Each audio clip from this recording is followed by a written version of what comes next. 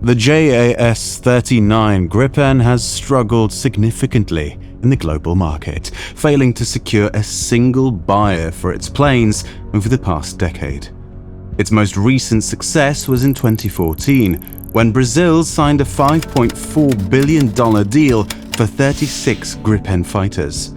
This was the last international win for Saab, following earlier exports to Hungary, the Czech Republic, South Africa, and Thailand.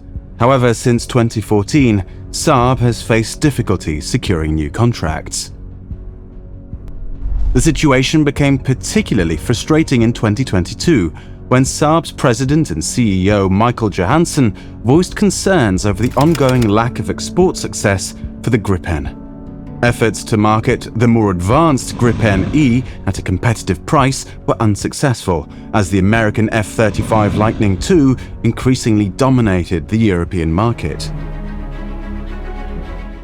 Countries like Finland, Switzerland, Canada, and the Czech Republic chose the F-35 over the Gripen to replace their old fighter jets.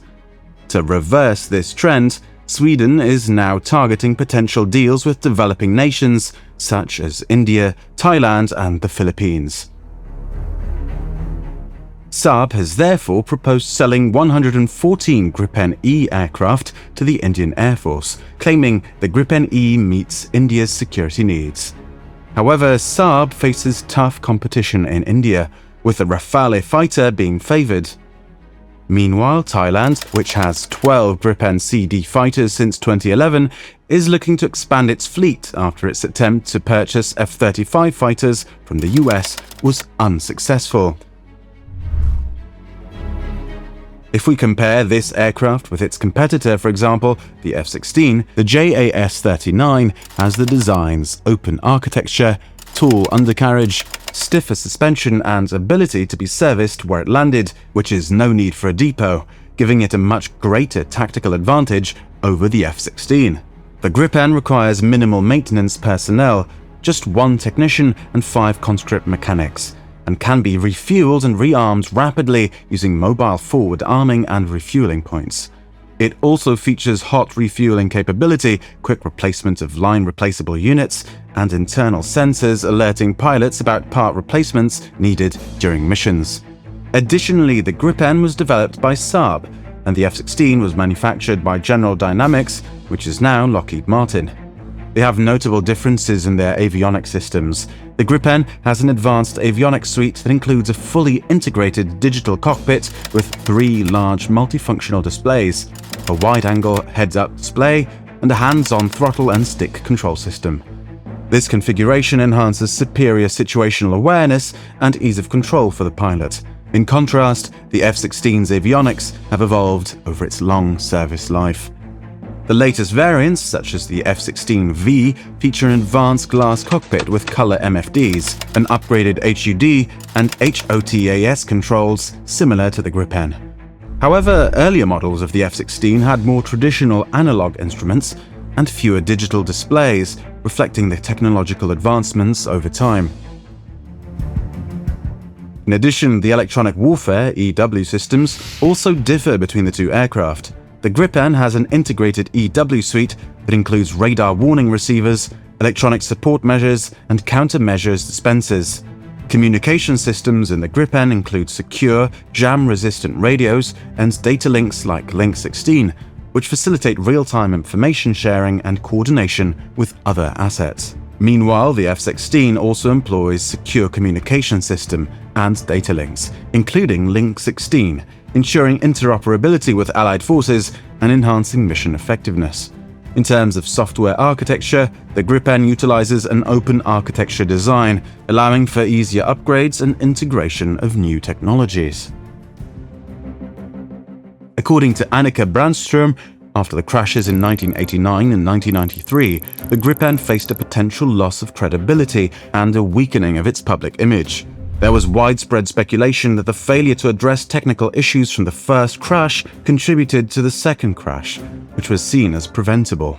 Brandström pointed out that the media's call for more public accountability and project transparency, combined with inaccurate media analysis, skewed public perception of the Gripen. The Conservative government quickly backed the Gripen, with Defense Minister Anders Björk publicly affirming the project's positive impact on Sweden. However, reports emerged of extensive bribery and corruption in the Gripen's marketing efforts, involving BAE Systems and Saab. Apart from all the stories above, the controversies and scandals are undeniable. Developing a sophisticated multi-role fighter was a significant endeavor for Sweden. The previous model, the Viggen, despite being less advanced and more affordable, faced criticism for consuming too much of Sweden's military budget. During the 1972 Social Democratic Party Congress, which had been the dominant political force in Sweden since the 1950s, a motion was approved to halt any future advanced military aircraft projects.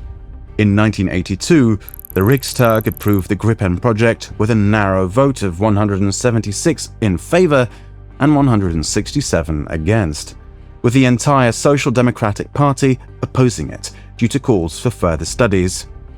A new bill was presented in 1983, and final approval was granted in April 1983 on the condition that the project would have a fixed-price contract. This decision would later be criticized as unrealistic due to subsequent cost overruns. Additionally, the Gripen's cost has been subject to frequent attention and speculation. In 2008, Saab reported lower earnings for the year, partly due to increased marketing expenses for the aircraft. Saab also challenged Norway's cost estimates for the Gripen NG, claiming they were exaggerated compared to the aircraft's performance with current operators.